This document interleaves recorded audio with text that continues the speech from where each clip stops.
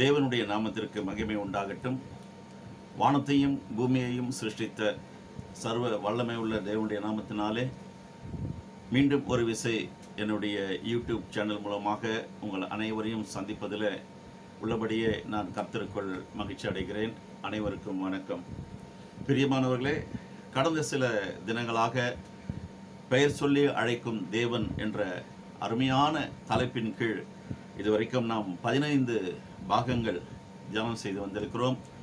ஆதியாகமம் முழுவதையும் நாம் தியானம் செய்தோம். எத்தனை முறை தேவன் தன்னுடைய பிள்ளைகளை ஒவ்வொரு தலைமுறையாக, முதல் தலைமுறை என்று சொல்லப்படுகிற ஆதாம், அவருடைய குடும்பத்தில் பிறந்த பிள்ளைகள், அப்படியே ஆதியாகமம் முழுவதும் வாசிக்கும் பொழுது யோசேப்பு அவருடைய தகப்பனுடைய குடும்பம் எகிப்து தேசத்திற்கு உள்ளே வந்தார்களே, அது வரைக்கும் நாம் ஆதியாகமம் புஸ்தகத்தில் நாம் தியானம் செய்து முடித்தோம்.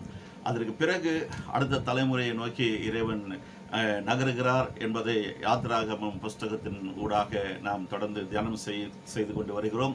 மோசே அவர்களை எப்படி இறைவன் சந்தித்தார், பெயர் சொல்லி அழைத்தார், எப்படிப்பட்ட காரியங்களை எல்லாம் அவருக்கு தெரியப்படுத்தினார், அவரோடு கூட தேவன் சம்பாஷித்த காரியங்கள், அவருக்கு கொடுத்த அந்த 10 கட்டளைகள், இஸ்ரவேல் ஜனங்களை அழைத்து கொண்டு வரும்படியாக எகிப்து தேசத்தில் மோசே அவர்களை கொண்டு செய்த அற்புதங்கள், அதிசயங்கள், அடையாளங்கள், இவைகளையெல்லாம் நாம் தியானம் செய்து கொண்டு வந்தோம்.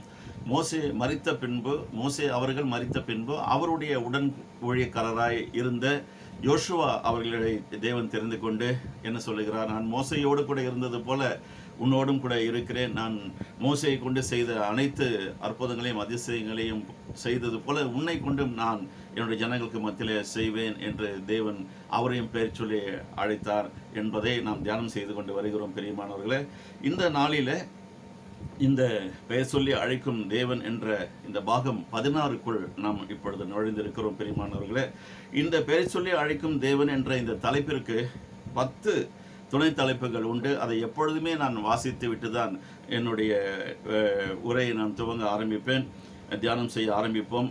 அப்படியே இந்த நாளிலும் நான் அந்த 10 துணைப்புகளை சப்டைட்டில் வாசித்துவிட்டு இறைவனுடைய செய்திக்கு நேராக நாம் தியானம் செய்ய புறப்படுவோம். நம்முடைய பெயர்கள் தேவனுக்கு தெரியுமா? அவர் யாரையெல்லாம் பெயர் சொல்லி அழைத்தார், எதற்காக அழைத்தார், எந்த சூழ்நிலையில் அழைத்தார், அப்படி பெயர் சொல்லி அழைத்தார் அல்லவா? அவர்களிடத்தில் என்ன பேசினார் மற்றும் அவர்களோடு கூட செய்த உடன்படிக்கை என்ன? பழைய ஏற்பாட்டில் வாழ்ந்தவர்களையும் புதிய ஏற்பாட்டில் வாழ்ந்தவர்களையும் பல முக்கியமான தருணங்களில் அவர்களை பெயர் சொல்லி அழைத்திருக்கிறார். சிலருடைய பெயர்களை அவர் மாற்றியும் இருக்கிறார். நம்முடைய பெயர்களை அவர் ஞாபகம் வைத்திருக்க ஏன் விரும்புகிறார்? நம்முடைய பெயர் மட்டும்தான் அவருக்கு தெரியுமா, அல்லது நம்முடைய விலாசம் மற்றும் செய்யும் தொழில் அனைத்தும் அவருக்கு தெரியுமா? வெகு சிலரை பிறப்பதற்கு முன்பாகவே அவர்களுக்கு இந்த பெயர் வைக்க வேண்டும் என்றும் சொல்லியிருக்கிறார். இந்த 10 துணை தலைப்புகளுமே இந்த பெயர் சொல்லி அழைக்கும் தேவன் என்ற ஒரு தலைப்பிற்கு உள்ளே வந்து அடங்கி இருக்கிறதை நாம் தொடர்ந்து தியானம் செய்து கொண்டு வருகிறோம். பிரியமானவர்களே, இது ஒரு மிகவும் அற்புதமான ஒரு வெளிப்பாடு, இறைவனுடைய உபதேசம் என்று நான் கருதுகிறேன். என்றால் இந்த செய்தியின் இந்த தலைப்பின் கீழ் நான் தியானம் செய்ய ஆரம்பித்த நாளிலிருந்து ஒரு வித்தியாசமான அணுகுமுறையை நான் தேவனோடு கூட பெற்றுக்கொண்டிருப்பதை என்னால் உணர முடிகிறது. பிரியமானவர்களே, சரி, இந்த செய்திக்கு ஆதாரமாக நாம் வேத புத்தகத்தில் எடுத்துக்கொள்ளப்பட்ட 2 வேத குறிப்புகள். ஒன்று ஆதியாகம புஸ்தகத்தில் 32வது அதிகாரம் 28வது வசனம். அடுத்தது ஏசாயா தீர்க்கதரிசன புஸ்தகத்தில் 43வது அதிகாரம் 1 வசனம். முதலாவது நான் ஆதியாகம புஸ்தகத்தில் இருக்கிற குறிப்பை வாசிக்கிறேன்.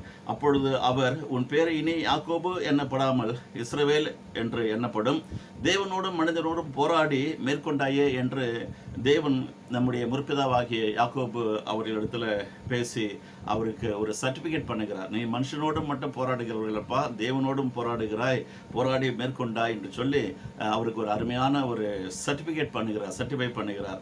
இதை தான் நம்ம அந்த ஆதியாகம புஸ்தகத்தில் 32:28 வருகிறது. அதை குறித்து நாம் தீர்க்கமாக தியானம் செய்து முடித்தோம். பிரியமானவர்களே, அடுத்த குறிப்பு ஏசாயா தீர்க்கதரிசன புஸ்தகம் 43வது அதிகாரம் 1 வசனம். இப்போதும் யாக்கோபே, உன்னை சிருஷ்டித்தவரும் இஸ்ரவேலே உன்னை உருவாக்கினவருமாகிய கர்த்தர் சொல்லுகிறதாவது, பயப்படாதே, உன்னை மீட்டுக் கொண்டேன், உன் பேர் சொல்லி அழைத்தேன், நீ என்னுடையவன். இந்த வேத புத்தகத்தை வாசித்தால்தான் இறைவன் என்பவர் யார், அவருக்கும் அவருடைய பிள்ளைகள் என்று சொல்லப்படுகிற நமக்கும் இருக்கிற அந்த பந்தம் என்ன, பாசம் என்ன, உறவு முறை என்ன, அவர் ஏன் நம்மை தேடி தேடி வருகிறார், ஓடி ஓடி வருகிறார். இது ஒரு தாயின் பாசம்ங்க, தகப்பனுடைய பாசம். இந்த பூமியில் நம்ம அனைவரும் நம்முடைய குடும்பத்தில் பிறந்து வாழ்ந்து கொண்டு இருக்கிறோம். அங்கே பாருங்கள், தகப்பனுடைய பாசம் இருக்கும், தாயுடைய பாசம் இருக்கும், தமக்கையின் பாசம் இருக்கும், சகோதரத்துவ பாசம் இருக்கும். இப்படி எல்லா பாசமோடு தான் இந்த குடும்பங்கள் எல்லாம் நம்ம பார்த்து கொண்டு வருகிறோம். நம்முடைய குடும்பத்திலையும் நாம் வாழ்ந்து கொண்டு இருக்கிறோம். அதில் ஒவ்வொரு குடும்பத்தில் கருத்து வேறுபாடுகள் நிமித்தம் பாசங்கள், அந்த அன்பு எல்லாம் ஏற்ற இறக்கம் காணப்படுகிறது. எதற்காக சொல்கிறேன் என்று சொன்னால், இந்த வேத புத்தகத்தை, இந்த பரிசுத்த தேவன் கொடுத்த அந்த பரிசுத்த வேதாகம புத்தகத்தை நாம் வாசிக்கும் பொழுதுதான் நம்முடைய அறிவு மேலானவிலை தேடக்கூடிய ஒரு விதத்தில் ஷார்பன் பண்ணப்படுகிறது. ஒரு மொக்கை கத்தியை வைத்துக்கொண்டு எந்த விதமான காரியங்களையும் நம்மால் வெட்ட முடியாது. ஒரு உதாரணத்திற்கு காய்கறிகளை நறுக்க வேண்டும் என்று சொன்னால் கூட அதுக்கு ஒரு கூர்மை தேவைப்படுகிறது. ஒரு சாதாரண காய்கறிகளை நறுக்குவதற்கே ஒரு கூர்மை தேவைப்படுகிறது என்று சொன்னால், அண்ட சராசரங்களை படைத்த இறைவனை, உங்களையும் என்னையும் சிருஷ்டித்த இறைவனை குறித்து நாம் அறிந்து கொள்வதற்கு மேலான ஞானம், மேலான அறிவு தேவைப்படுகிறது பிரியமானவர்களே. அது நம்முடைய வேத புத்தகத்தில் இப்படியாக வருகிறது. Wise knowledge and wise wisdom என்று சொல்லப்படுகிறது. எல்லாருக்கும் அறிவு இருக்கிறது, பொது அறிவு இருக்கிறது. எல்லாருமே பொதுவான காரியங்களை சிந்தித்துக் கொண்டிருக்கிறார்கள். அதிலும் கூட வித்தியாசங்கள், வேறுபாடுகள் எல்லாம் ஏற்படுகிறது. இந்த நாளிலே கூட நான் என்னுடைய நண்பன் கூட நான் சம்பாஷித்துக் கொண்டிருக்கும் பொழுது இறைவனை குறித்து நிறைய கேள்விகளை கேட்கிறார்கள். ஒவ்வொருவர் ஒவ்வொரு விதமான உதாரணங்களை கொடுத்து கொண்டிருக்கிறார்கள். குழப்பத்தில் வாழ்ந்து கொண்டிருக்கிறது இந்த உலகம். இந்திலிருந்து நம்ம விடுதலை பெற்று, விடுதலை அடைந்து, விடுதலை நாயகன் உண்மையாகவே நமக்கு விடுதலையை கொடுத்து, ரட்சிப்பின் மூலமாக இறைவன் நமக்கு விடுதலையை கொடுத்து, விடுதலையோடு கூட இறைவனை தேடவும், அவரை ஆராதனை செய்யவும், அவரை நோக்கி பார்க்கவும், அவரை விசுவாசிக்கவும் இந்த பரிசுத்த வேதாகமம் நமக்கு எவ்வளவு உதவி செய்கிறது பிரியமானவர்களே. அதற்காக தான் நான் அடிக்கடி சொல்லுவது என்னவென்று பார்த்தால், எல்லா பொருளுக்கும் உற்பத்தியாளர் அதை எப்படி பயன்படுத்த வேண்டும் என்று ஒரு புத்தகத்தை பிரிண்ட் பண்ணி கொடுக்கிறார். அதற்கு பெயர் வந்துட்டு மேனுவல் என்று சொல்லுவார்கள், அல்லது கைடு என்று சொல்லுவார்கள். அந்த கைடு, அந்த மேனுவலை நம்ம ஒவ்வொரு பகுதியாக, ஒவ்வொரு பேஜாக நம்ம பிரித்து அதை படித்து புரிந்து கொண்டு அதை நாம் பயன்படுத்தும் பொழுது, அந்த பொருளோ அல்லது வாகனமோ எதுவாக இருந்தாலும், இந்த உலகத்தில் யாராக இருந்தாலும், நீங்கள் என்ன பொருளை பயன்படுத்தினாலும் அதை தயாரித்தவருடைய அந்த கையடக்கமான அந்த புத்தகத்தை நாம் திறந்து படித்தே ஆக வேண்டும். அப்பொழுதுதான் அதை எப்படி பயன்படுத்த முடியும், எப்படி உபயோகிக்க வேண்டும் என்றெல்லாம் நமக்கு புரிதல் வரும். ஏதோ நானும் ஒன்று வாங்கிட்டேன், நானும் பயன்படுத்தினேன்னு சொல்லிட்டு அதை நம்ம பயன்படுத்தும் பொழுது அது எங்கே போய் முடிகிறது என்பதை நாம் அனைவரும் அறிந்திருக்கிறோம் பெரியமானவர்களே. ஆகவே இதாவது பொருட்கள், உலகத்தில் அழிந்து போகிற பொருட்கள், அழியாமல் வாழ்ந்து கொண்டிருக்கிற நாம், நம்முடைய ஆவிக்கு அழிவே கிடையாதுங்க. சரீரத்துக்கு தான் மரணம் வருகிறது. நம்முடைய உள்ளே இருக்கிற அந்த மனுஷன், உள்ளான மனுஷன் என்று சொல்லப்படுகிற அந்த ரட்சிக்கப்பட்ட மனுஷன், அந்த ஆவியின் மனுஷனுக்கு மரணம் என்பதே கிடையாது. ஆகவே இப்படிப்பட்ட அந்த ஆவிக்குரிய மனுஷன், ஆவிக்குரிய வாழ்க்கையை இந்த பூமியில் இருக்கிற நாள் அளவுக்கும் நாம் சரியான முறையில் நம்முடைய வாழ்க்கையை நடத்தி கொண்டு போக வேண்டும். வாழ்க்கையில் படிப்படியாக உயர்ந்து மேலே வர வேண்டும் என்று சொன்னால், நம்மை படைத்த இறைவன் நம்மை குறித்து திட்டங்களை தீட்டி கையில் கொடுத்திருக்கிறார் பிரியமானவர்களே. ஆதியாகம புஸ்தகத்திலிருந்து வெளிப்படுத்தின விசேஷம் வரைக்கும் 66 புத்தகங்களை கொண்ட புத்தகம்தான் பரிசுத்த வேதாகமம் என்று சொல்லப்படுகிறது. இதை உங்களால் வாங்கி படிக்க முடியவில்லை என்று சொன்னாலும், உங்கள் கையில் இருக்கிற ஸ்மார்ட் ஃபோனில் நீங்கள் என்ன பண்ணலாம், உங்களுடைய பாஷையில், நீங்கள் பேசுகிற பாஷையில் ஃப்ரீ ஆஃப் காஸ்ட்டில் நீங்கள் அந்த பரிசுத்த வேதாகமத்தை, ஹோலி பைபிளை வந்துட்டு நீங்கள் டவுன்லோட் பண்ணி நீங்கள் தினந்தோறும் வாசித்து, உங்களை குறித்து இறைவன் என்ன சொல்லியிருக்கிறார், உங்களை குறித்ததான எதிர்பார்ப்பு அவருக்கு என்ன இருக்கிறது என்பதை நீங்கள் புரிந்து கொள்ள வேண்டும் என்பதற்காக தான் இந்த காலை வேளையில் உங்களுக்கு முன்பாக இறைவனுடைய பெரிதான கிருபையில் பெயர் சொல்லி அழைக்கும் தேவன். அவர் எங்களை மட்டும் அழைக்கவில்லைங்க, நம்முடைய முற்பிதாக்களை மட்டும் அழைக்கவில்லைங்க, இன்று வாழ்ந்து கொண்டிருக்கிற உங்களையும் என்னையும் பெயர் சொல்லி அழைத்து கொண்டிருக்கிறார். எங்களுடைய செவிகளிலே அவர் பேசினது ஏறினது, எங்களுடைய மனசாட்சியிலே அவர் பேசினது எங்களுக்கு விளங்கினது, சொப்பனத்திலே எங்களோடு கூட பேசினது எங்களுக்கு விளங்கினது. உங்களோடும் கூட அவர் பேச அவர் ஆயத்தமாக இருக்கிறார் என்பதை புரிய வைக்கும்படியாக தான் ஊழியக்காரர்களாகிய தேவனால் தெரிந்து கொள்ளப்பட்ட, அழைக்கப்பட்ட, பெயர் சொல்லி அழைக்கப்பட்ட அவருடைய ஊழியக்காரர்களாக உலகெங்கிலும் நாங்கள் இப்படிப்பட்ட தேவனுடைய ஊழியங்களை செய்து கொண்டிருக்கிறோம் என்று சொல்ல விரும்புகிறோம், ஆசைப்படுகிறோம் பிரியமானவர்களே. ஒருவனாகிலும் கெட்டு போவது இறைவனுக்கு சித்தம் அல்ல. யாரும் நாம் ஒருவரும் கெட்டு போக கூடாது என்பதுதான் இறைவனுடைய விருப்பம் என்று பரிசுத்த வேதாகமத்தில் நாம் படித்து தெரிந்து கொள்ள முடிகிறது. பிரியமானவர்களே, நான் அடிக்கடி சொல்கிறது என்னவென்று சொன்னால், பழைய ஏற்பாட்டு புத்தகத்தில் யெகோவா என்னும் தேவன், புதிய ஏற்பாட்டு புத்தகத்தில் இயேசு என்னும் நாமத்தினாலே அவர் மனு உருவு கொண்டு இந்த பூமியிலே அவதரித்தார், பிறந்தார் என்பதுதான் வரலாறு. ஆதியாகம புஸ்தகத்தில் யெகோவா என்னும் நாமத்தில், சர்வ வல்லமை உள்ள தேவன் என்ற நாமத்தில் அவர் நம்முடைய முற்பிதாக்களோடு கூட சம்பாஷித்தார், பெயர் சொல்லி அழைத்தார். அவர்களுக்கு பலவிதமான சொப்பனங்கள் மூலமாக பேசி காரியங்களை வெளிப்படுத்தினார். அதன்படியே அவர்களை ஆசீர்வதித்தார் என்பது வரலாறு. பிரியமானவர்களே, உங்களை குறித்தும் என்னை குறித்தும் நம்முடைய கையின் பிரயாசத்தை குறித்தும் நம்முடைய குடும்பத்தை குறித்தும் நம்முடைய பெற்றெடுத்த பிள்ளைகளுடைய அவர்களுடைய எதிர்காலத்தை குறித்தும் நம்முடைய வாழ்க்கையின் முடிவு வரைக்கும் இறைவன் என்னவெல்லாம் சொல்லியிருக்கிறார் என்பதை நீங்கள் அறிந்து கொள்ள வேண்டும் என்பதுதான் எங்களுடைய எதிர்பார்ப்பாய் இருக்கிறது. பிரியமானவர்களே, தேவன் தாமே உங்களை ஆசீர்வதிக்கட்டும்.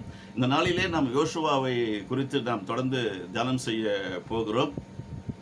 அதற்கு முன்பாக இந்த யோர்தான் நதியில இறைவன் மாபெரும் அற்புதத்தை செய்திருக்கிறார். யோசுவா அவர்களை கொண்டு, மோசே அவர்களை கொண்டு செங்கடலிலே, ரெட் சி என்று சொல்லப்படுகிற செங்கடலிலே இறைவன் மாபெரும் அதிசயத்தை செய்தார். அந்த செங்கடல் இரண்டாக திறந்தது, இரண்டாக பிளந்தது. எப்படி அந்த ஃப்ரீஸ் ஆன அந்த ஐஸ் கட்டி அப்படியே தொடர்ந்து நிற்குமோ அதுபோல் இரண்டு பகுதியாக இறைவன் அந்த செங்கடலை திறந்தார், வழி உண்டாக்கினார். அதன் வழியாக வெட்டாந்தரையில் இஸ்ரவேல் ஜனங்கள் நடந்து போனார்கள் என்று பார்க்கிறோம். சரி, இப்பொழுது யோர்தான் நதியில் இறைவன் இன்னொரு அற்புதத்தை செய்திருக்கிறார் நம்முடைய முற்பிதாவாகிய யோசுவா அவர்களுடைய தலைமையில் என்பதை தான் நாம் இன்று தியானம் செய்ய போகிறோம். கவனமாக கேளுங்கள். இந்த யோர்தான் நதியை குறித்ததான சில குறிப்புகளை நான் கொடுக்க வேண்டும் என்று விரும்புகிறேன். யோர்தான் நதியினுடைய நீளம், length of the Jordan river 251 kilometres. இதை ஞாபகம் வச்சுங்க. இது ஒரு சின்ன ஒரு ரிவர் இல்லைங்க, இது ஒரு பெரிய நதி. இந்த நதியினுடைய நீளம் வந்துட்டு 251 கிலோமீட்டர் என்று நாம் பார்க்க முடிகிறது. இஸ்ரேல், பாலஸ்தீனம், ஜோர்டான் ஆகிய நாடுகளின் எல்லையில் ஓடும் ஒரு நதியாகும். 3 நாடுகளை தொட்டுக்கொண்டு இந்த நதியின் தண்ணீர் ஓடுகிறது என்பது குறிப்பு. இந்த நதியில்தான் ஆண்டவராகிய இயேசு கிறிஸ்து யோவான் ஸ்நானகன் மூலமாக ஞானஸ்நானம் பெற்றார் என்றும் நமக்கு வரலாறு கூறுகிறது. பிரியமானவர்களே, யோர்தான் நதியானது கலிலேயா கடல் மற்றும் சவக்கடல் போன்ற குறிப்பிடப்பட்ட நீர்நிலைகளை இணைக்கக்கூடியதாகவும் இருக்கிறது. அதாவது சவக்கடல் மற்றும் கலிலேயா கடல் என்று சொல்லப்படுகிற இந்த கடல்களினுடைய நீர்நிலைகளை இணைக்கக்கூடிய ஒரு நதியாக இந்த யோர்தான் நதி இன்றும் திகழ்கிறது. பிரியமானவர்களே, இது இஸ்ரேல் மற்றும் மேற்கு கரைக்கு இடையே எல்லையாகவும் உள்ளது. அதாவது இஸ்ரேல் தேசம் இருக்கிறது அல்லவா, அதனுடைய அந்த தேசம் மற்றும் மேற்கு கரை என்று சொல்லப்படுகிற அந்த பகுதியின் ஊடாக இணைக்கக்கூடிய எல்லையாகவும், பார்டர் என்று சொல்லப்படுகிற எல்லையாகவும் அமைந்துள்ளது. பிரியமானவர்களே, இந்த நதியை பார்ப்பதற்கு இயற்கை கொஞ்சக்கூடிய அளவிற்கு பசுமையான சூழ்நிலைகளிலே பல மரங்கள் இந்த நதியின் 2 பக்கமும் எழும்பி நிற்கக்கூடிய கம்பீரத்தை நம்மால் பார்க்க முடியும் என்று வரலாறு கூறுகிறது. யோர்தான் நதி ஒரு அழகிய பள்ளத்தாக்கில் பாய்ந்து செல்கிறது என்றும் நாம் பார்க்கிறோம். பெரிய பள்ளத்தாக்கின் ஊடாக யோர்தான் நதி கரை புரண்டு ஓடக்கூடியதாக இருக்கிறது. அதனுடைய வளைந்த பாதை ஒரு கண்கவர் காட்சியை உருவாக்கக்கூடியதாக அமைந்துள்ளது. சமீபத்தில் நான் 2-3 முறை சிக்கிம் டூர் போயிருந்தேன். அதே போல் சிம்லா டூரும் நாங்கள் போய் வந்தோம். 2 இடத்துங்களிலுமே பெரிய பெரிய இமயமலையிலிருந்து அந்த பனி பாறைகள் உருகி தண்ணீர் நதியாக மாறி ஒரு பெரிய அளவில் தூரத்தில் அது உருண்டோடி கொண்டு இருப்பதை, அதனுடைய சப்தம் கேட்பதற்கு மிகவும் அழகாக இருக்கும். அப்படிப்பட்ட இன்னொரு நதி தான் யோர்தான் நதி. பிரியமானவர்களே, சரி, இந்த யோசுவாவை குறித்தும் யோர்தான் நதியிலே இறைவன் செய்த அற்புதங்களை குறித்தும் நாம் தியானம் செய்ய ஆரம்பிக்கிறோம். இதற்கு ஆதாரமாக நான் எடுத்துக்கொள்ளப்பட்ட வேத குறிப்பு யோசுவாவின் புத்தகம் 3வது அதிகாரம் 1வது வசனம். அதிகாலமே யோசுவா எழுந்திருந்த பின்பு அவனும் இஸ்ரவேல் புத்திரர் அனைவரும் கீத்திமிலிருந்து பிரயாணம் பண்ணி யோர்தான் மட்டும் வந்து அதை கடந்து போக முன்னே அங்கே ராத்தங்கினார்கள் என்று நாம் பார்க்க முடிகிறது பெரியமானவர்களே. 3வது அதிகாரம் 5வது வசனத்தில் இப்படியாக வருகிறது, யோசுவா ஜனங்களை நோக்கி உங்களை பரிசுத்தம் பண்ணி கொள்ளுங்கள், நாளைக்கு கர்த்தர் உங்கள் நடுவிலே அற்புதங்களை செய்வார் என்றான் என்றும் பார்க்க முடிகிறது. 1வது வசனம் இப்படியாக வருகிறது அல்லவா, அதிகாலமே யோசுவா எழுந்திருந்து. ஆங்கிலத்தில் ஒரு பழமொழி உண்டு, Proverbs, early birds gets or catches its prey என்று சொல்லுவார்கள். எந்த பறவையானது தன்னுடைய கூட்டிலிருந்து அதிகாலமே எழுந்து சூரியனுடைய உதயம் வருவதற்கு முன்பாகவே எழுந்து தன் கூட்டிலிருந்து வெளியே வந்து இறை தேட புறப்படுகிறதோ அது நிச்சயமாக தன்னுடைய இரையை எடுத்துக்கொண்டு திரும்பும் தன்னுடைய கூட்டிற்கு தன்னுடைய குழந்தைகளுக்கு குட்டிகளுக்கு உணவளிக்கும் என்பதுதான் அதனுடைய பொருள், அந்த பழமொழியினுடைய பொருள். early birds catches its prey என்று சொல்லுவார். பிரேனா உணவு, தீனி. அதுபோல அதிகாலம் அதிகாலம் அதிகாலம் என்பதே ஆதியாகம புஸ்தகத்திலிருந்து நம்முடைய முற்பிதாக்கள் எப்படி இறைவனை தேடினார்கள் என்பதற்கு ஒரு மிகுந்த ஒரு உதாரணம் தான் இந்த அதிகாலம். 8 மணிக்கு ப்ரஷ் பண்ணிட்டு 10-10:30 மணிக்கு டிஃபன் சாப்பிட்டுட்டு 12 மணிக்கு இறைவனே உமக்கு நன்றி என்று சொல்லிட்டு வேலைக்கு போகிறது அல்லது ஸ்கூல் காலேஜுக்கு போகிறதெல்லாம் வந்துட்டு இறைவனுடைய பார்வையில் இயேசுவர் சொல்லும் பொழுது சொல்லுகிறார், you seek the kingdom of God first அப்படின்னு வருகிறது. முதலாவது தேவனுடைய ராஜ்யத்தையும் அவருடைய நீதியையும் தேடுங்கள். முதலாவது, அதாவது நம்ம 24 மணி நேரம் இருக்கிறது, தூங்கி எழுந்திருக்கிற அந்த முதல் மணி, அந்த அந்த அதிகாலை என்று சொல்லப்படுகிற அந்த early morning devotion or prayer or worship thanksgiving, இது எல்லாமே எப்பொழுது தேடணும்னு சொன்னீங்கன்னா வெரி ஃபர்ஸ்ட் ஹவர் என்று சொல்லப்படுகிறது. 3 மணிக்கு மேலே 4 மணிக்குள்ளாக எத்தனை பிள்ளைகள் எழுந்திருந்து இறைவனை தேடுகிறார்களோ நிச்சயமாக ஆபிரகாம் அவர்களையும் அவருடைய குடும்பத்தையும் எப்படி தேவன் உயர்த்தினார், அதற்கு காரணம் அதிகாலமே இறைவனை தேட புறப்பட்டவர்கள். மோசே அவர்களை பார்க்கிறோம், எத்தனை முறை அதிகாலமே மோசே அவர்கள் எழுந்து இறைவனுடைய பர்வதத்திற்கு நேராக கடந்து சென்றார். அப்பொழுது இறைவன் அவருக்காக காத்திருந்து பேச வேண்டிய காரியங்களை எல்லாம் பேசி தெரியப்படுத்த வேண்டிய காரியங்களை எல்லாம் தெரியப்படுத்தி மாபெரும் காரியங்களை செய்தார் என்று பார்க்கிறோம். அதிகாலமே எழுந்திருந்து இறைவனை தேடுகிறவர்களுக்குள்ளே நிச்சயமாக சொல்ல முடியும் என்னால், அவர்கள் நினைப்பதெல்லாம் நடந்தேறுங்க, கேட்பதெல்லாம் கிடைத்து விடுங்க, கேளுங்கள் அப்பொழுது உங்களுக்கு கொடுக்கப்படும் என்று சொன்னது போல அதிகாலமே என்னை தேடுகிறவன் என்னை கண்டடைகிறான் என்று வேதத்தில் நாம் பார்க்கிறது போல இறைவனை அதிகாலமே நாம் தேடும் பொழுது வேதத்தில், அதாவது கிறிஸ்தவ மார்க்கத்தில் அதிகாலம் என்று சொல்லப்படுகிறது மிகவும் மிகவும் குறிப்பிடப்படக்கூடிய ஒரு முக்கியத்துவம் வாய்ந்த நேரமாக இருக்கிறது. பிரியமானவர்களே, தயவு செய்து நீங்கள் 4 மணிக்கு எழுந்திருந்து இறைவனை தேட ஆரம்பித்து பாருங்கள். உங்களுடைய வாழ்க்கையில பிரகாசம் இருந்த ஒரு வாழ்க்கை, முன்னேற்றமான ஒரு வாழ்க்கை, நீங்கள் கேட்பதற்கு முன்பாகவே நல்ல பல காரியங்களை இறைவன் கொண்டு வந்து சேர்க்கக்கூடிய ஒரு வாழ்க்கையை நீங்கள் பார்க்க முடியும். பிரியமானவர்களே, இந்த பிராக்டிஸ் எங்களுக்கும் வந்திருக்கிறது.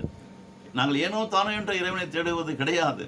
4 திருமணமான நாளிலிருந்து இந்த நாள் வரைக்கும், இந்த நாள் காலையில் கூட நானும் என் மனைவியும் 4 மணிக்கெல்லாம் எழுந்து எங்களை நாங்கள் சுத்தம் செய்து கொண்டு குளித்து புதிய உடையை உடுத்திக்கொண்டு இறைவனுடைய சமூகத்தில் வந்து உட்கார்ந்து மணிக்கணக்கிலே இறைவனை நாங்கள் துதிக்கிறோம். பிரியமானவர்களே, ஜெபிப்பது மிகவும் சொற்பம். 99% இறைவனுக்கு நன்றி சொல்லுதல் மற்றும் அவரை குறித்து எழுதியிருக்கிறபடியே மேன்மை பாராட்டுகிறவன் கர்த்தரை குறித்தே மேன்மை பாராட்டு கடவுள் என்று சொல்லப்பட்டிருக்கிறபடி இறைவனை நாங்கள் மேன்மை பாராட்டி கொண்டிருக்கிறோம். அது நிமித்தம் நிம்மதியாக வாழ முடிகிறது. பிரியமானவர்களே, நிறைய பல பாகங்களில் நான் சொல்லியிருக்கிறேன், நிறைய ஜனங்கள் 40 வயதுக்கு மேல் உள்ளவர்கள் 60 வயது 70 வயது தொடுவதற்கு முன்பாக அவர்களால் முடியவே இல்லை என்று சொல்லக்கூடிய அளவிற்கு சரீரத்தில் பலவிதமான பலகீனங்கள் அவர்களை தாக்கியிருக்கிறது. பிரியமானவர்கள், இதற்கெல்லாம் காரணம் அதிகாலமே அவர்கள் எழுந்து இறைவனை தேடியிருப்பார்களா என்பது சந்தேகம். அப்படி தேடுகிறவர்களுக்கு நிச்சயமாக கர்த்தர் பிரத்யட்சமாக பதிலளிக்கிறார் என்பதை சொல்ல நான் ஆசைப்படுகிறேன், விசுவாசத்தோடு கூட சொல்ல ஆசைப்படுகிறேன். பிரியமானவர்களே, இந்த அதிகாலமே எழுந்திருக்கக்கூடிய இது ஸ்லாக்கியமாக எடுத்துக்கொள்ளலாம், அல்லது இது ஒரு உடற்பயிற்சி செய்யக்கூடிய ஸ்பிரிச்சுவல் எக்ஸசைஸ் பண்றது போல. எப்படி ஜிம்முக்கு காலையிலே எழுந்து போயிட்டு எக்ஸசைஸ் பண்றது நம்ம போறோமோ, வாக்கிங் எப்படி போறோமோ, ஜாக்கிங் எப்படி போகிறோமோ, மற்ற தியானம் செய்ய யோகா பயிற்சி செய்ய எப்படி அதிகாலமே எழுந்து போகிறோமோ, late decision always useless decision. பிரியமானவர்களே, இது புரிந்து கொள்ளுங்க. ஏர்லி என்று சொல்லப்படுகிற அந்த அதிகாலமே என்று சொல்லுகிற பழக்கம் நம்முடைய முற்பிதாக்கள், அதாவது வெற்றி பெற்ற முற்பிதாக்களை குறித்து நான் சொல்லுகிறேன். வெற்றி பெற்ற முற்பிதாக்களை குறித்து தான் இந்த வேதாகம புத்தகம் அழகாக அவருடைய பெயரை குறித்து வைத்திருக்கிறது. பிரியமானவர்களே, இன்றும் வெற்றி பெற்ற இன்னொரு கதாநாயகனை தான் நாம் தியானம் செய்து கொண்டிருக்கிறோம். அவர் சோம்பேறி அல்ல, அவர் மிகவும் உற்சாகம் உள்ளவர், தைரியம் கொண்டவர். இறைவன் அவரோடு கூட வந்து பேசினார். நான் மோசையோடு கூட இருந்தது போல, யோசுவா என் மகனே, என்னுடைய ஊழியக்காரனே, நான் உன்னோடு கூட இருப்பேன். மோசையை கொண்டு நான் செய்த அற்புதங்கள் அதிசயங்கள் எப்படியோ அதே போல் நான் உன்னுடைய வாழ்க்கையிலே செய்வேன். நீ உயிரோடு கூட இருக்கிற நாளளவும் ஒருவனும் உனக்கு எதிர்த்து நிற்பதில்லை என்று இறைவன் அழகாக சொல்லியிருந்தார். பிரியமானவர்களே, அந்த வார்த்தை மோசேக்கு மட்டுமல்ல, ஆபிரகாம் அவர்களுக்கு மட்டுமல்ல, யோசுவா அவர்களுக்கு மட்டுமல்ல, உங்களுக்கும் எனக்கும் நினைத்தே சேர்த்து அவர் சொல்லியிருக்கிறார் என்று சொல்ல நான் ஆசைப்படுகிறேன். 3வது அதிகாரத்தில் 5வது வசனம் இப்படியாக வருகிறது. யோசுவா ஜனங்களை நோக்கி, உங்களை பரிசுத்தம் பண்ணிக்கொள்ளுங்கள், நாளைக்கு கர்த்தர் உங்கள் நடுவில் அற்புதங்களை செய்வார். நாளைக்கு, tomorrow, if you want to seek the great blessings in your life, in your family, in your field, in work of your hand, you must be prepare yourself today. நாளைக்கு பெற்றுக்கொள்ள போகிற ஆசீர்வாதங்களுக்கு நாளைக்கு நம்ம ப்ரிப்பேர் ஆகக்கூடாதுங்க. இன்று ஒன் டே இன் அட்வான்ஸ். எவ்வளோ அழகாக சொல்கிறாரு பாருங்க. யோசுவா ஜனங்களை நோக்கி, இறைவன் யோசுவாவை நோக்கி பேசினார் என்று பார்க்கிறோம். இறைவன் மோசையை நோக்கி பேசினார் என்று பார்க்கிறோம். இறைவன் நம்முடைய முற்பிதாக்களாகிய ஆபிரகாம், ஈசாக்கு, யாக்கோபு, யோசேப்பு அவர்கள் மூலமாக பேசினார் என்று பார்க்கிறோம். பேசுகிறதை கேட்ட தேவ ஜனங்கள், ஊழியக்காரர்கள், அவர்கள் இறைவனுடைய மக்களுக்கு உபதேசம் செய்ய ஆரம்பித்தார்கள். பிரியமானவர்களே, இறைவனிடத்தில் பேசுகிறதை செவி கொடுத்து அதை வாங்கி உள்வாங்கி அவர் சொன்னதை கேட்டு அந்த வார்த்தைகளை அப்படியே உங்களுக்கு கொடுப்பதுதான் ஊழியக்காரர்களுடைய தலையாய கடமை. பிரியமானவர்களே, நீங்கள் இன்று கேட்கிற இந்த சத்தியத்தை நீங்கள் உள்வாங்கி கொண்டு நீங்கள் என்ன செய்யணும்? உங்களுடைய தலைமுறைக்கு, உங்களுடைய குடும்பத்திற்கு பேசணும். இதுதான் தேவனுடைய விருப்பம். ஒவ்வொரு தலைமுறையிலும் அவர் செய்கிறது. நான் உங்களுக்கு ஒன்று சொல்ல வேண்டும் என்று ஆசைப்படுகிறேன். எல்கேஜியிலிருந்து மாஸ்டர் டிகிரி வரைக்கும் எத்தனை வருஷம் நம்ம படிக்கணுங்க? ஒரு 20 வருஷம் ஆகுமா? ப்ரீகேஜி, எல்கேஜி, யூகேஜிலேருந்து 10th ஸ்டாண்டர்ட், அதுக்கப்புறம் +2 2 இயர்ஸ், டோட்டலாக அது ஒரு 14 இயர்ஸ் 15 இயர்ஸ் ஆகுது. அதுக்கப்புறம் பேச்சுலர் டிகிரி, அதுக்கப்புறம் மாஸ்டர் டிகிரி, இப்படி நிறைய இருக்கிறதல்லவா. டோட்டலாக ஒரு 20 வருஷம் படித்து முடிச்சதுக்கப்புறம் நீங்கள் வீட்டில் சும்மாவாக இருப்பீங்க? இல்லை, நான் சும்மா இருப்பேன். நான் என்ன செய்வோம்? அடுத்தது கேம்பஸ் இன்டர்வியூவில் கலந்துக்கிறோமா? எதற்காக கலந்துக்கிறோம்? ஒரு நல்ல வேலையை வாங்குவதற்காக, நல்ல சம்பளத்தை பெற்றுக்கொள்வதற்காக நம்ம என்ன பண்ணுறோம்?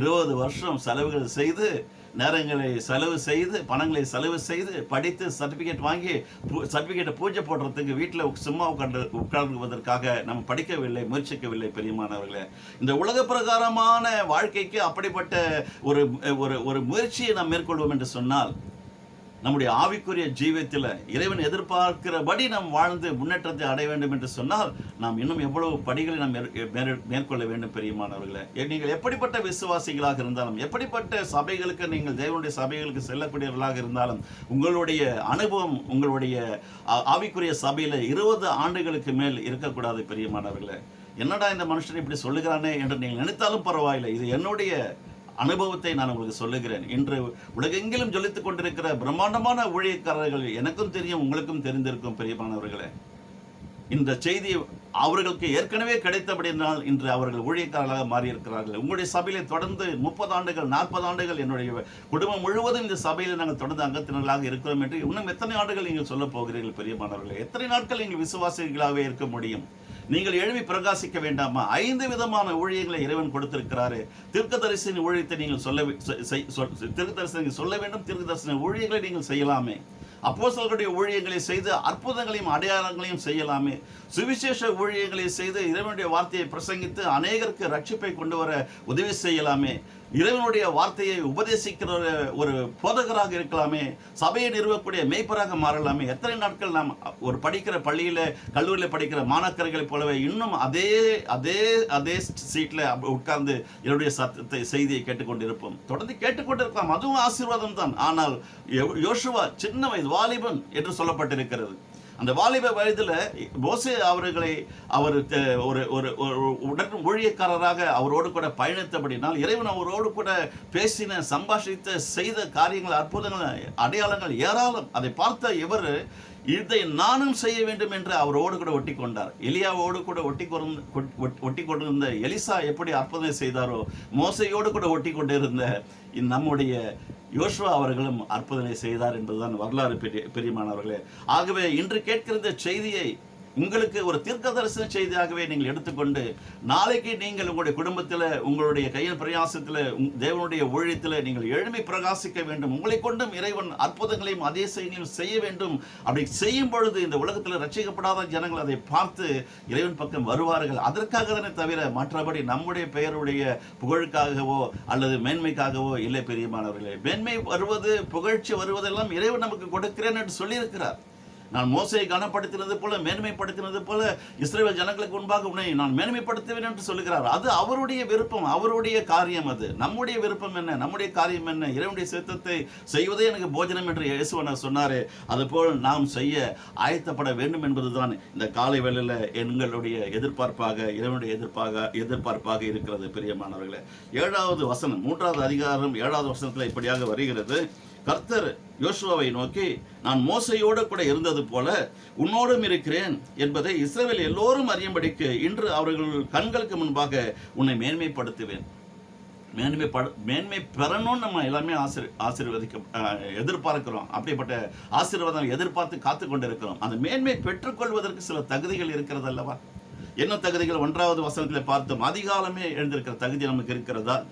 நாளைக்கு நாம் ஆசீர்வாதங்களை பெற்றுக்கொள்ள வேண்டும் என்று சொன்னால், இன்று நாம் நம்மை பரிசுத்தம் பண்ணி கொள்ளக்கூடிய, ஆயத்தப்படுத்தக்கூடிய, இருதயத்தை ஆயத்தப்படுத்தக்கூடிய, சிந்தையை ஆயத்தப்படுத்தக்கூடிய அப்படிப்பட்ட எண்ணங்கள், விருப்பங்கள் நாம் ஆயத்தப்படுத்தி வைத்திருக்கிறோமா? இதையெல்லாம் நாம் யோசித்து பார்ப்போம் என்று சொன்னால், நிச்சயமாக இறைவன் ஒருவரை மேன்மைப்படுத்திவிட்டு அவர் சும்மா மறந்து போகிறவர் இல்லைங்க. ஒவ்வொரு தலைமுறையிலும் உங்கள் குடும்பத்தில் என்ன எப்படி என் குடும்பத்தில் என் தேவன் தெரிந்து கொண்டாரோ, அதுபோல இறைவன் உங்களுடைய குடும்பத்தில் உங்களை தெரிந்து கொண்டு, நீங்கள் ஆணாக இருக்கலாம், பெண்ணாக இருக்கலாம், பெரியமானவர்கள் யாராக இருந்தாலும் சரி, இறைவனுடைய பார்வையில் நம் அனைவரும் சரிசமமாக இருக்கிறோம்.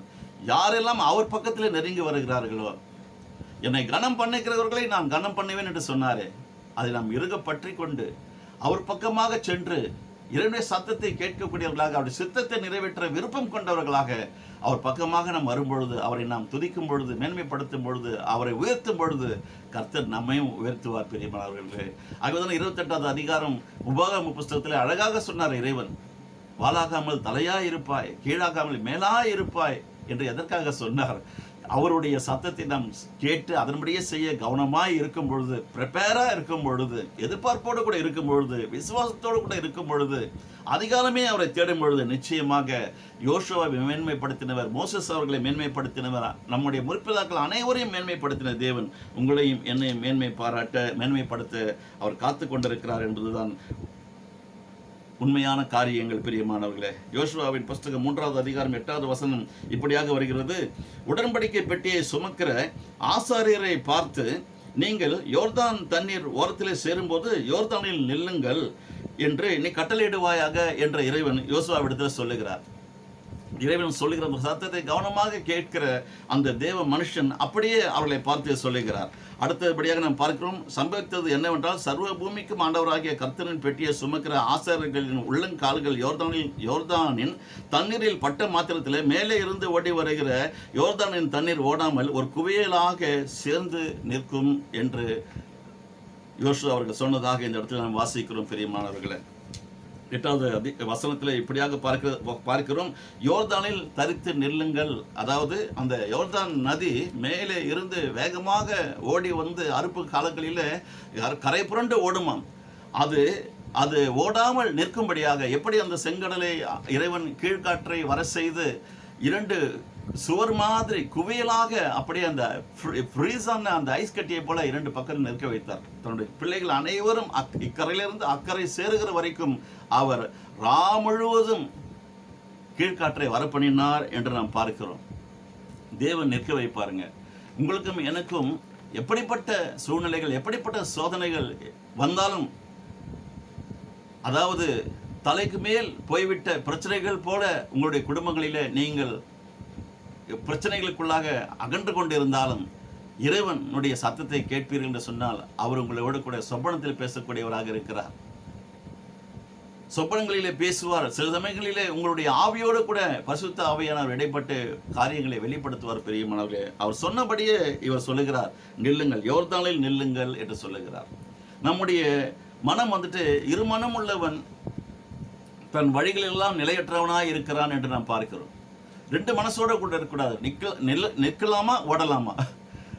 ஓடக்கூடாது என்று சொன்னால் நிச்சயமாக நாம் நிற்க வேண்டும். இறைவனுடைய பிள்ளைகளாகிய நீங்களும் நானும் தேவனுடைய வார்த்தைக்கு கீழ்ப்பட்டவர்களாக அவருடைய வார்த்தைக்கு செவி கொடுத்து நாம் நம்முடைய விசுவாசத்திலே உறுதியாய் நிற்போம் என்று சொன்னால், அந்த நாளிலே இஸ்ரவேல் ஜனங்கள் அந்த யோர்தான் நதியிலே கால் வைப்பதற்கு முன்பாக அந்த இடத்தில் தரித்து நின்றார்கள் என்று நாம் பார்க்கிறோம்.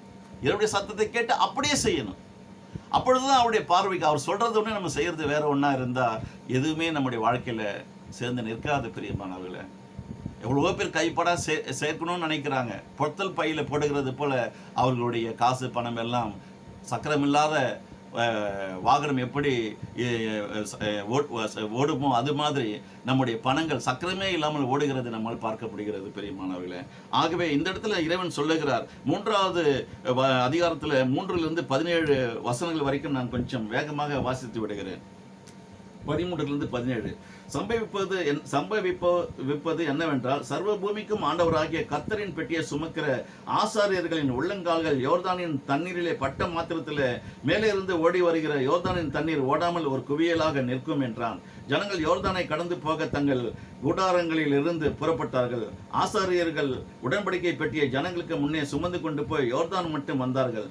யோர்தானின் அறுப்பு காலம் முழுவதும் கரை புரண்டு போம். பெட்டியை சுமக்கிற ஆசாரிகளின் கால்கள் தண்ணீரின் ஓரத்தில் பட்டவுடனே மேலே இருந்து ஓடி வருகிற தண்ணீர் நின்று சார்தானுக்கு அடுத்த ஆதாம் ஊர் வரைக்கும் ஒரு குவியலாக குவிந்தது. உப்பு கடல் என்னும் சமனான வெளியின் கடலுக்கு ஓடி வருகிற தண்ணீர் பிரிந்து ஓடிற்று. அப்பொழுது ஜனங்கள் எரிகோவுக்கு எதிராக கடந்து போனார்கள். சகல ஜனங்களும் யோர்தானை கடந்து தீரும் அளவும் கர்த்தருடைய உடன்படிக்கை பெட்டியை சுமக்கிற ஆசாரியர்கள் யோர்தானின் நடுவிலே தண்ணீரிலே தரையிலே காலூன்றி நிற்கும் போது இஸ்ரவேல் எல்லாரும் தண்ணீரற்ற உலர்ந்த தரை வழியாய் கடந்து போனார்கள். இறைவனுடைய சத்தத்தை கவனமாய் கேட்டு என்று சொல்லப்பட்டிருக்கிறது அல்லவா? இறைவன் யோசுவாவிடத்தில் பேசும்பொழுது, மோசே அவர்களிடத்தில் பேசும்பொழுது இதுதான் சொல்லு, என்ற சத்தத்திற்கு நீ கவனமாய் செவி கொடுப்பாய் என்று சொன்னால் என்று சொல்லப்பட்டிருக்கிறது. இறைவன் நிற்க சொன்னார், நின்றார்கள். கால் வைக்க சொன்னார் யோர்தான் நதியிலே, கால் வைத்த மாத்திரத்திலே அந்த தண்ணீர் ஓடி என்ன பண்ணிச்சான்னு கேட்டீங்கன்னா ஒரு குவியலாய் குவிந்தது என்று பார்க்கிறோம்.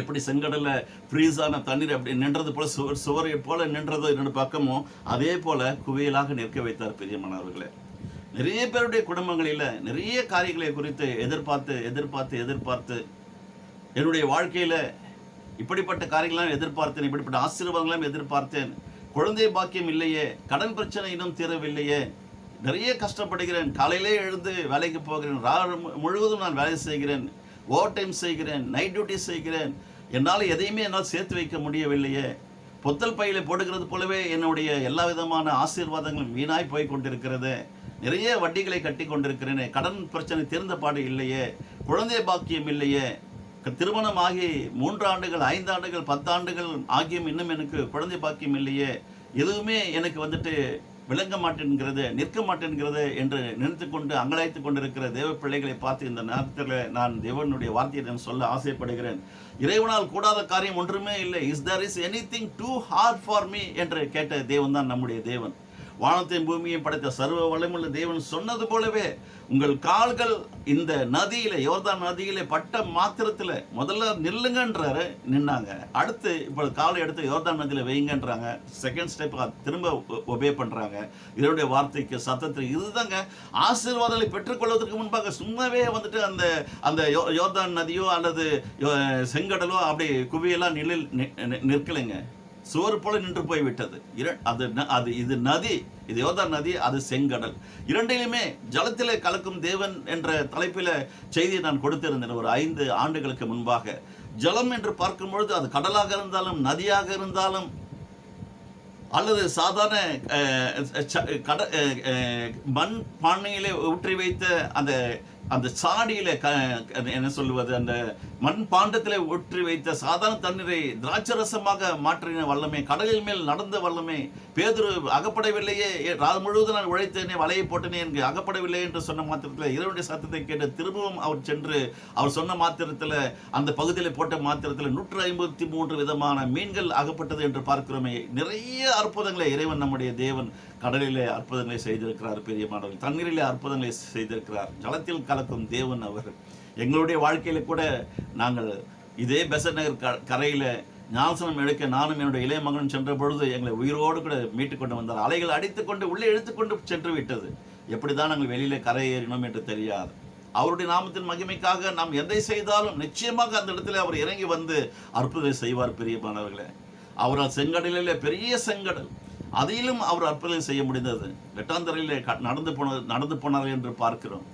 இந்த யோர்தான் நதியிலும் அன்று மோசேயை வைத்து அற்புதனை செய்த தேவன் இன்று யோசுவாவை வைத்து அற்புதனை செய்தார் என்று பார்க்கிறோம். இன்று இந்த சத்தத்தை கேட்டுக்கொண்டிருக்கிற செய்தியை கேட்டுக்கொண்டிருக்கிற நீங்களும் நானும் தேவனுடைய வார்த்தைக்கு கீழ்ப்படிவோம் என்று சொன்னால் நிச்சயமாக எதுவெல்லாம் நம்முடைய கையிலே நிற்கவே இல்லை என்று நினைக்கிறோமோ, எதுவெல்லாம் நம்மை விட்டு விலகி போய்விட்டது, நழுகி போய்விட்டது, I missed a lot of things என்று அங்கலாய்த்து கொண்டிருக்கிற தேவ ஜனங்களை பார்த்து இந்த செய்தியை உங்களுக்கு நான் அனுப்புகிறேன். இந்த வார்த்தையை ஒரு அம்பு எழுதும் பொழுது ஒரு குறிப்பிட்ட இடத்துல போய் எப்படி இது பாய்ந்து காரியங்களை செய்கிறதோ, அதுபோல இறைவனுடைய வார்த்தை டுனாமிஸ் பவர் வெடித்து சித்திரம் வல்லமையோடு கூட உங்களுடைய இருதயத்திலே வந்து பாய்வதாக என்று இறைவனிடத்தில் நான் வேண்டிக் கொள்ளுகிறேன். பெரியமானவர்களே, எப்படி அந்த இடத்துல அந்த ஜலம் ஒரு குவியலாக நின்றதோ அது போல இதுவரைக்கும் நீங்கள் எத்தனை ஆசீர்வாதம் எழுந்திருந்தாலும் ஆசீர்வாதத்தை இழக்கிறது என்பது தேவன் வந்துட்டு அப்படிப்பட்ட சந்தர்ப்பத்தை உருவாக்குறது இல்லைங்க.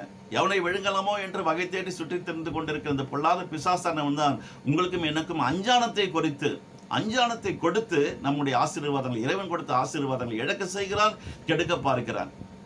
ஒருவரும் கெட்டு போவது இறைவனுடைய சித்தம் அல்ல என்று பார்க்கிறோமே. அப்படி இறைவனுடைய சத்தத்தை கேட்கிற நீங்களும் நானும் கெட்டு போகாமல் இருக்க வேண்டும் என்று சொன்னால், அனைத்து ஆசீர்வாதங்களையும் எழுந்து போகாமல் தக்க வைத்துக் கொள்ள வேண்டும் என்று சொன்னால், மோசே கீழ்ப்படிந்தது போல, ஆபிரகாம் கீழ்ப்படிந்தது போல, யோசுவா அவர்களை கீழ்ப்படிந்தது போல நீங்களும் நானும் கீழ்ப்படிவோம் என்று சொன்னால், அன்று செங்கடலிலே அற்புதத்தை செய்த தேவன், யோர்தான் நதியிலே அற்புதத்தை செய்த தேவன் நம்முடைய வாழ்க்கையிலும் அற்புதத்தை செய்வார் என்பதில் சந்தேகமே இல்லை. பெரியமானவர்களே, வழி இல்லாத இடத்துல வழிகளை உண்டு பண்ணுகிற தேவன் தான் நம்முடைய தேவன். செங்கடலை குவியலாக நிற்க வைத்த தேவனே என்று அவரை புகழ்பாடலாம்.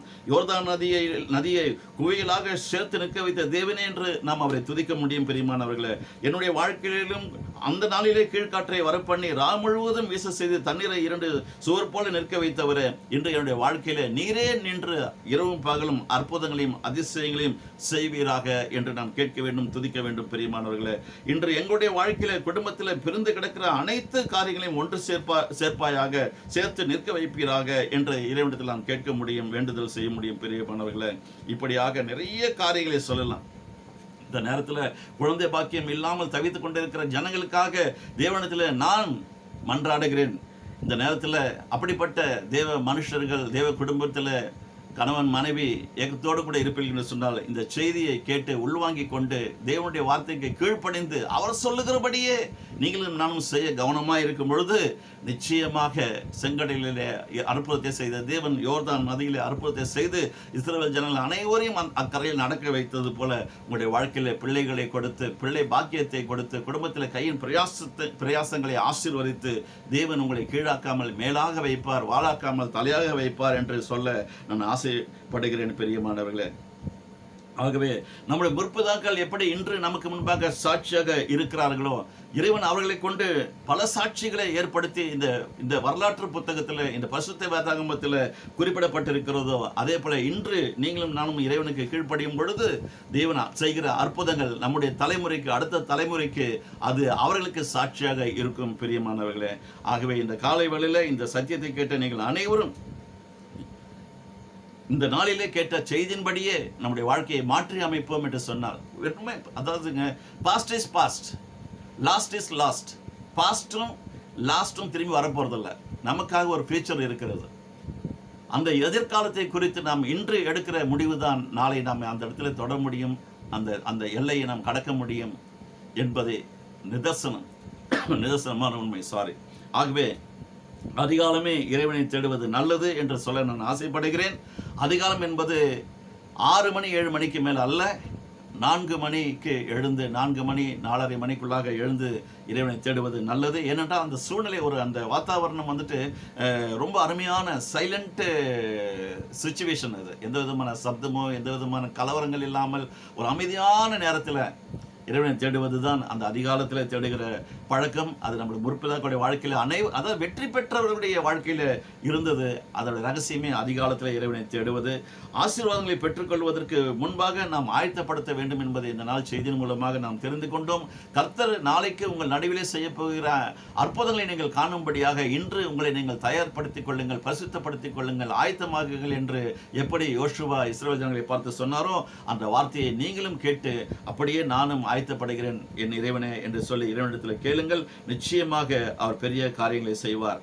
எப்படி இறைவன் யோசுவாவிடத்தில் சொல்லும் பொழுது இடதுபுறம் வலதுபுறம் சாயாமல் நீ உறுதியாய் நிற்பாயாக என்று சொல்லுகிறார். அதுபோல எந்த சூழ்நிலையிலும் உலகம் பேசுகிற காரியங்கள், சாத்தான் கொண்டு வருகிற காரியங்களை எல்லாம் கேட்டு செவி கொடுத்து அதன்படி நம் வழி பிசகி போகாமல் நாம் இறைவனுடைய சத்தத்திற்கு செவி கொடுத்து அப்படியே நாம் வாழ்வோம் என்று சொன்னால் அவர் காட்டுகிற வழி, நமக்கு வழி யார்? நம்முடைய ஆண்டவராகிய இயேசு கிறிஸ்து தானே வழியும் சத்தியமும் ஜீவனுமாய் இருக்கிறேன் என்று சொன்னார். என்னை கண்டவன் என் பிதாவை கண்டான் என்று சொல்லுகிறார். அவர் நமக்கு வழி இதுவே என்று காண்பதற்கு அவரே நமக்கு வெளிச்சமாகவும் இருக்கிறார். இதை விட நமக்கு ஒரு பெரிய பொக்கிஷம் என்ன இருக்க முடியும் பிரியமானவர்களே? ஆகவே நாம் வலதுபுறம் இடதுபுறம் சாயாமல் தேவனுக்குள் நாம் உறுதியாய் விசுவாசத்தில் நிற்க வேண்டும் என்று தேவன் எதிர்பார்க்கிறார், விரும்புகிறார். அப்படி நாம் செயல்படும் பொழுது இறைவனது ஆசீர்வாதம் நமக்கு முன்பாக குவியலாக வந்து நிற்கும் என்பது இந்த நாளினுடைய சத்தியத்தின் மூலமாக நாம் தெரிந்து கொள்ளப்பட்ட விஷயம் பெரியமானவர்களே.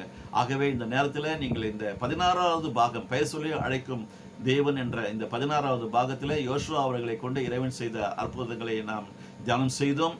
அவரை எப்படி இஸ்ரவேல் ஜனங்களுக்கு முன்பாக மேன்மைப்படுத்தினார் என்று நாம் பார்த்தோம். யோசுவாவோடு கூட இருந்தது போல நான் உன்னோடு கூட இருப்பேன் என்று சொன்னார். அவர் நேற்றும் இன்றும் என்றும் மாறாத தேவன், நேற்றும் இன்றும் என்றும் மாறாத தேவன் என்று சொன்னால் மோசையோடு கூட சொன்னதன்படியே நான் உனக்கும் சொல்லுகிறேன், அவருக்கு செய்தது போலவே நான் உன்னை கொண்டு அற்புதம் செய்ய போகிறேன் என்று சொன்னாரு. 2 பேருக்கு மட்டுமா செய்தாரு? எல்லா வரலாறும் என்ன சொல்லுகிறது? ஒவ்வொருவரையும் பெயர் சொல்லி அழைத்து அவர்களை தெரிந்து கொண்டு அவர்களோடு கூட உடன்படிக்கை செய்து பலவிதமான வாக்குத்தத்தங்களை கொண்டு, இது அவருடைய விருப்பம். அந்த விருப்பத்தை நீங்களும் நானும் அறிந்து கொள்ளும் என்று சொன்னால் நிச்சயமாக சொல்ல முடியும் பெரியமானவர்களே. எப்படி ஒரே ஒரு சீடு மாம்பழத்தை எடுத்துக்கொள்ளுமே, ஒரே ஒரு கொட்டையை என்ன பண்ணுகிறோம்? பூமியை தோண்டி புதைக்கிறோம். திரும்ப ஒரு 5 ஆண்டு 7 ஆண்டுகளுக்கு பிறகு அந்த ஒரு மாம்பழம் அந்த மரத்தில் வருகிறதா? பல 1000 பழங்கள் அந்த மரத்தில் வருகிறதா? பிரியமானவர்களே, இதுதாங்க ஒரு மனுஷனை கொண்டு ஒரு மனுஷியை கொண்டு அந்த விதையை போல நீங்களும் நானும் இறைவனுடைய ஆவிக்குரிய ஜீவியத்தில் மண்டலத்தில் அவருடைய நிலத்தில் நாம் நம்முடைய விதையை நாம் விதைப்போம் என்று சொன்னால், நம்முடைய வாழ்க்கையை அவருடைய கரத்தில் நாம் கொடுப்போம், அர்ப்பணிப்போம் என்று சொன்னால் நிச்சயமாக அந்த ஒரு மாங்கொட்டை எப்படி பலவிதமான பல 1000 மாம்பழங்களை பல வருடங்களாக கொடுக்கும். அனைவரும் அதை சுவைத்து உண்ணும் பொழுது இறைவனும் மகிழ்ச்சி அடைகிறார், நாமும் மகிழ்ச்சி அடைகிறோம் பெரியமானவர்கள். இதுதாங்க எதிர்பார்ப்பு, என்னுடைய எதிர்பார்ப்பு. உங்களை கொண்டும் என்னை கொண்டும் பலவிதமான அற்புதங்களையும் அதிசயங்களையும் அடையாளங்களையும் செய்ய வேண்டும் என்பது தேவனுடைய எதிர்பார்ப்பாக இருக்கிறது பெரியமானவர்களே. இதனுடைய தொடர் போதனை இன்னும் ஒரு வாரத்திற்குள்ளாக பாகம் 17 நான் உங்களை சந்திக்க வருவேன். அப்பொழுதும் யோசுவா அவர்களை கொண்டு ஆண்டவர் எப்படி எரிகோ மதிலை உடைத்தார் என்பதை குறித்து நான் அந்த நாளில் நான் எழுதின பாடலை கூட இறைவன் எனக்கு கொடுக்கப்பட்ட விசுவாச பாடல், அது விசுவாச வரிகள். அது நான் பாடி காண்பிக்கிறேன், இசை இல்லாமல் நான் பாடி காண்பிப்பேன். நீங்கள் உங்களுடைய குடும்பத்தில் அல்லது உங்களுடைய ஆலயத்தில் இசைக்கருவிகளோடு கூட நீங்கள் வாசித்து எப்படி எரிகோ மதிலை உடைத்தார், கானானுக்குள் நுழைய வைத்தார் என்பது அந்த பாடலுடைய அந்த வெளிப்பாடு. ஆகவே அடுத்த பாகம் 17 இதே யோசுவா அவர்களை குறித்து தேவன் அவரை கொண்டு செய்த எரிகோ மதில் உடைத்து அந்த கானான் தேசத்தில் வாக்கு தத்தம் செய்யப்பட்ட வாக்கு பண்ணப்பட்ட அந்த தேசத்தில் பிராமிஸ் லேண்டுக்குள்ளே எப்படி அவர்கள் உள்ளே நுழைந்தார்கள் என்பதுதான் அந்த வரலாறு. காத்து கொண்டிருங்கள். இன்னும் ஒரு வாரத்திற்குள்ளாக மீண்டும் உங்களை என்னுடைய யூடியூப் சேனல் வழியாக சந்திக்க வருவேன். அது வரைக்கும் நான் உங்களிடத்திலிருந்து விடைபெற்றுக் கொள்கிறேன். அனைவருக்கும் வணக்கத்தை தெரிவித்துக் கொண்டு கர்த்தர் தாமே நம் அனைவரையும் ஆசீர்வதிக்கட்டும் என்று சொல்லி உங்கள் அனைவரையும் ஆசீர்வதிக்கிறேன் பெரியமானவர்களே. Bye bye. God bless you all. வணக்கம்.